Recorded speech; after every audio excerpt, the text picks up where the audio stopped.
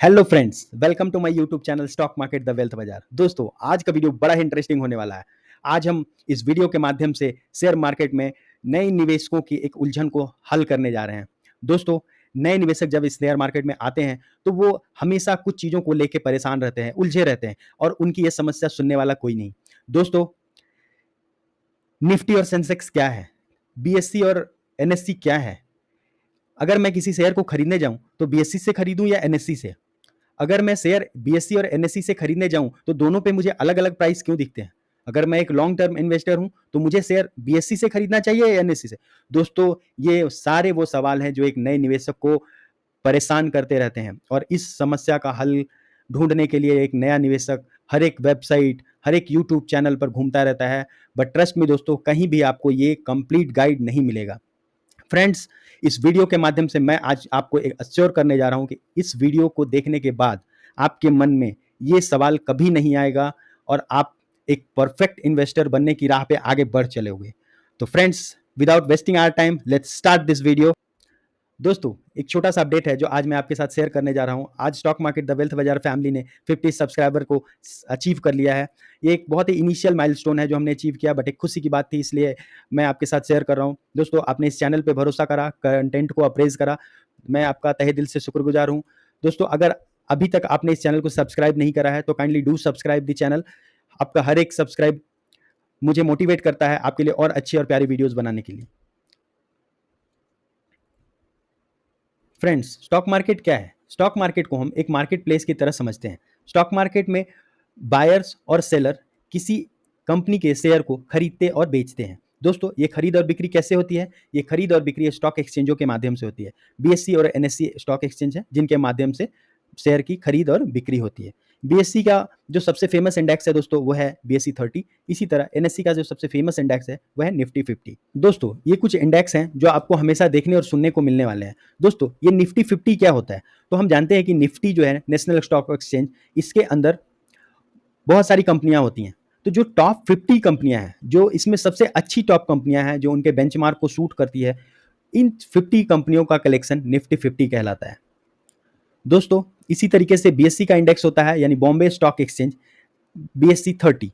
इस बीएससी 30 क्या है दोस्तों? तो जो टॉप 30 बेस्ट कंपनीज हैं बीएससी के अंदर, बॉम्बे स्टॉक एक्सचेंज के अंदर, उसको बीएससी 30 इंडेक्स के अंदर शामिल किया जाता है। दोस्तों, इसी तरह निफ्टी नेक्स्ट 50 क्या है दोस्तों? तो हमने जाना कि जो टॉप 50 नेशनल स्टॉक एक्सचेंज में जो टॉप 50 कंपनी होती है उसे हम निफ्टी 50 के नाम से जानते हैं। दोस्तों, उसके बाद भी तो बहुत सारी कंपनियां हैं, मतलब 51 से लेके और बाकी सारी। तो 51 से लेके जो 100 तक कंपनियां आई नंबर में, रैंकिंग में, उनको निफ्टी नेक्स्ट 50 कहा जाता है। नेक्स्ट दोस्तों, जो बैंकिंग के जितने सारे नेशनल स्टॉक एक्सचेंज पे शेयर्स हैं, उनको एक जगह रखा जाता है, जिनका कलेक्शन निफ्टी बैंक कहा जाता है। इसी तरह जो आईटी सेक्टर के सारे स्टॉक्स हैं, उनके कलेक्शन को निफ्टी आईटी कहा जाता है। दोस्तों, इसी तरीके से मार्केट कैपिटल वाइज भी सेगमेंटेड है, मतलब कि mid cap, small cap, large cap. तो जो निफ्टी के मिड कैप वाले टॉप 100 कंपनीज हैं, उनको निफ्टी मिड कैप 100 कैटेगरी के अंदर रखा जाता है। उसी तरह कैसे दोस्तों स्मॉल कैप 100 और बाकी सारे आते हैं।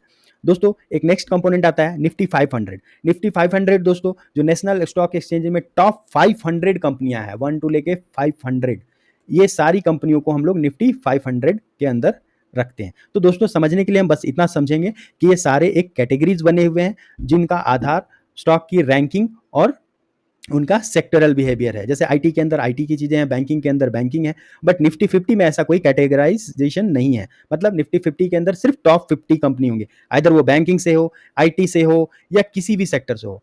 Only the criteria is it should have been top 50। Friends, अब हम ये समझने का प्रयास करते हैं कि नेशनल स्टॉक एक्सचेंज में निफ्टी 50 क्या है। निफ्टी 50 दोस्तों, जैसे हमने बताया कि टॉप 50 कंपनी है जो कि एक ग्रुप बनाती है जिसे निफ्टी 50 कहा जाता है। फ्रेंड्स, ये निफ्टी 50 कैसे तय होती है? कंपनियां, कौन सी कंपनी इस निफ्टी 50 का भाग होती है? बेस्ड ऑन देयर परफॉर्मेंस, जो उनकी फ्री फ्लोट मार्केट कैपिटल है, या फिर आप बोल दें उनका जो बेस्ट परफॉर्मेंस है, इन सब के आधार पर निफ्टी 50 में जो कंपनियां शामिल होती हैं उनका चयन किया जाता है। दोस्तों, ऐसा कोई ज़रूरी नहीं है कि अगर कोई एक पर्टिकुलर स्टॉक निफ्टी 50 का पार्ट हो गया तो वो उस निफ्टी 50 से बाहर नहीं निकलेगा। अगर सपोज 1 to 50 जैसे निफ्टी 50 कंपनियां हैं, अगर मान लीजिए कोई 70 नंबर की कंपनी ज़्यादा बेहतर प्रदर्शन कर रही है इस निफ्टी 50 से, तो इसके एक कंपोनेंट जो सबसे खराब प्रदर्शन करने वाली कंपनी हो उसे बाहर कर दिया जाएगा और इस नई कंपनी को जो अच्छा प्रदर्शन कर रही है निफ्टी 50 में शामिल कर दिया जाएगा। दोस्तों ये रीसफलिंग साल भर में 2 बार होती है और इस तरीके से निफ्टी 50 हमेशा रीसफल होता रहता है।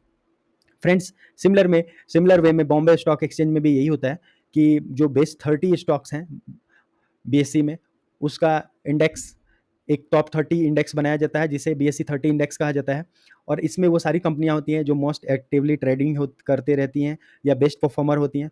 इसमें भी अगर सपोज कि कोई 40 नंबर की कंपनी ज़्यादा बेहतर प्रदर्शन कर रही है अगर इस निफ्टी बीएसई 30 कंपनी में जो शामिल कंपनियां हैं उससे, तो उस कंपनी को बाहर कर दिया जाएगा और जो बेस्ट परफॉर्मर कंपनी है उसको इस बीएसई 30 सेंसेक्स का पार्ट बना दिया जाएगा। दोस्तों ये रिसफलिंग भी एनएससी की तरह ही 2 बार होती है और इसमें जो बेहतरीन प्रदर्शन करने वाले शेयर होते हैं उसे बीएसई 30 इंडेक्स का सेंसेक्स का पार्ट बना दिया जाता है। दोस्तों निफ्टी सेंसेक्स बीएसई ये किस तरीके से काम करते हैं, आइए इसे हम समझने का प्रयास करते हैं। फ्रेंड्स, इससे समझने के लिए सबसे पहले हमें यह जानना बहुत जरूरी है कि हमें बीएसई या एनएससी कहां से चीजें खरीदनी चाहिए। फ्रेंड्स, जब हम स्टॉक खरीदते हैं तो उसे एनएससी से खरीदे या बीएसई पे, इसके क्या मायने हैं, इसे समझने के लिए हम एग्जांपल लेते हैं। सपोज करिए कि आपके घर के पास 2 मार्केट हैं, मार्केट ए, मार्केट बी। मान लीजिए मार्केट ए को आप एनएससी समझ लीजिए कि ये एनएससी है और दूसरा मार्केट बी जो है वो बीएससी है। दोस्तों आप दोनों जगह पे जाने के लिए स्वतंत्र हैं, मतलब एक जो स्टॉक बाई और सेल कर रहा है पर्सन, वो मार्केट ए यानी एनएससी से भी आप शेयर खरीद सकते हैं और बीएससी से भी खरीद सकते हैं। तो दोनों जगह पे आप अपने शेयर की खरीद बिक्री कर सकते हैं। दोस्तों अगर हम दोनों जगह पे खरीद बिक्री कर सकते हैं तो इन दोनों का प्राइस में डिफरेंस क्यों है? कई बार आप देखेंगे suppose A B C company, इसका प्राइस आपको एनएससी पे मान लीजिए 50 रुपए दिख रहा है, बीएससी पे मे बी इसका प्राइस आपको 47 रुपीज 50 पैसे दिखे। दोस्तों ये प्राइस में डिफरेंस क्यों है, आइए इसे हम समझने का प्रयास करते हैं। फ्रेंड्स, इसे समझने के लिए आपको थोड़ा सा इकोनॉमिक्स की तरफ शिफ्ट करना पड़ेगा। फ्रेंड्स, एडम स्मिथ इकोनॉमिक्स के एक बहुत बड़े विद्वान थे। उन्होंने एक थ्योरी दी थी सप्लाई और डिमांड की। दोस्तों सप्लाई और डिमांड की थ्योरी इस बात पर निर्भर करती है कि मार्केट में किसी चीज की डिमांड कितनी है और उससे संबंधित कितना सप्लाई या मात्रा उपलब्ध है। दोस्तों इसे समझने के लिए हम एक ग्राफिकल फॉर्म का सहारा लेते हैं। फ्रेंड्स, आप इस ग्राफ के माध्यम से देख सकते हैं जो ब्लू वाली लाइन है ये डिमांड की लाइन है। ये जैसे जैसे मार्केट में डिमांड घटेगा, और आप देख सकते हैं ये जो रेड वाली लाइन है ये सप्लाई की लाइन है। जैसे जैसे हमारा सप्लाई बढ़ेगा और जैसे जैसे डिमांड हमारा घटेगा, तो जिस पॉइंट पे ये सप्लाई और डिमांड दोनों का मिलन होता है या दोनों एक जगह पे जिस जगह टकराते हैं, प्राइस वहीं पे डिफाइन होता है। फ्रेंड्स, ये नॉर्मल थ्योरी है जो डिमांड और सप्लाई की है, जो एक किसी भी चीज के प्राइस को डिफाइन करती है। अब स्टॉक मार्केट में इस चीज को हम समझने का कोशिश करते हैं। दोस्तों आप देखते होंगे कि जब किसी चीज का या किसी भी शेयर का, सपोज आप एग्जांपल के तौर पे कोई एबीसी एक शेयर ले लें और मार्केट में किसी भी रीजन से हाइप या कोई न्यूज कोई इवेंट की वजह से उसके डिमांड में अचानक से वृद्धि हो गई, तो चूंकि अब डिमांड में वृद्धि होगी, सप्लाई में तो ड्रास्टिकली चेंज हो नहीं सकता क्योंकि स्टॉक में किसी स्टॉक के शेयर्स फिक्स होते हैं अनटिल की कंपनी उसको बढ़ाए या घटाए। बट ये बहुत शॉर्ट टेनर में या हर रोज नहीं हो सकता, बट डिमांड तो हर रोज प्रभावित होता है। सुबह डिमांड किसी कंपनी का अलग हो सकता है शेयर का, दोपहर तक उसके डिमांड में अलग वृद्धि या कमी देखी जा सकती है। सिमिलर ऐसे आप हमेशा किसी ना किसी स्टॉक के बिहेवियर में आप देखेंगे। तो दोस्तों जैसे जैसे ये डिमांड बढ़ रहा है, आप देख रहे हैं कि स्टॉक का प्राइस बढ़ता जा रहा है, और जैसे जैसे ये डिमांड घट रहा है वैसे वैसे स्टॉक का प्राइस घटता जा रहा है। तो दोस्तों यही सेम रीजन होता है एनएससी और बीएससी पे, जब किसी शेयर को हम खरीदते या बेचते हैं। ज्यादातर ट्रेडिंग दोस्तों एनएससी पे होता है, इसलिए आपको हमेशा एनएससी पे थोड़ा सा प्राइस में भी फ्लक्चुएटिंग दिखे, थोड़ा सा ज्यादा दिखे एज कंपेयर टू बीएससी। तो दोस्तों ऐसा कोई भी रीजन नहीं है कि हम किसी स्टॉक को सिर्फ एनएससी पे खरीदें या बीएससी पे, ये बस दो अलग अलग मार्केट प्लेस है। You can choose any of them. ऐसा कोई भी हार्ड एंड फास्ट रूल नहीं है कि आपको सिर्फ बीएससी से ही खरीदना चाहिए, एनएससी से नहीं, या आप लॉन्ग टर्म इन्वेस्टर हैं तो आपको एनएससी से खरीदना चाहिए, बीएससी से नहीं। नहीं दोस्तों, ऐसा कुछ भी नहीं है। You can buy stock from anywhere and everything is secured. Friends, which is better for the investors.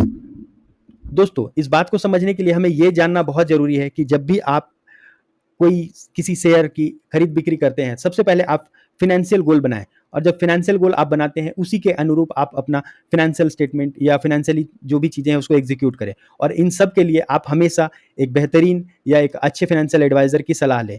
जब भी आप किसी तरह का कोई ट्रेडिंग या स्टॉक का चयन करते हैं तो अपने फाइनेंशियल एडवाइज़र से इसकी सलाह ज़रूर लें।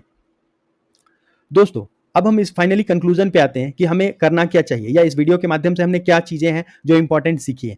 दोस्तों, सबसे पहला है कि निफ्टी 50 और सेंसेक्स BSE 30 ये दो महत्वपूर्ण इंडिकेटर्स हैं जो स्टॉक मार्केट को डिफाइन करते हैं। दोस्तों, BSE 30 फोकस करता है BSE कंपनी पे, जो company BSE Bombay stock exchange पे लिस्टेड है। सिमिलर वे जो निफ्टी 50 है वो उन शेयरों पे फोकस करता है जो नेशनल स्टॉक एक्सचेंज पे लिस्टेड है। इसके अलावा दोस्तों, जब भी आप अपनी कोई निवेश की नीति बनाएं तो आप इस बात का हमेशा ध्यान रखें कि वह आपके लक्ष्यों को मेल खाता है। Your investment strategy always should be aligned with your goal. कभी भी आप रैंडम बाइंग या रैंडम सेलिंग ना करें दोस्तों। आप अपने गोल को आइडेंटिफाई करें और उसी के तहत आप अपने स्ट्रेटेजी के साथ इन्वेस्टमेंट करें। दोस्तों, आज के लिए बस इतना ही। अगर इस वीडियो और चैनल के माध्यम से आपने कुछ नया सीखा तो काइंडली इस चैनल को सब्सक्राइब कीजिए। Thanks for watching this video. Like, subscribe and press the bell icon. Till that, be safe, stay healthy and be invested. मिलते हैं वहाँ पे अगली वीडियो में।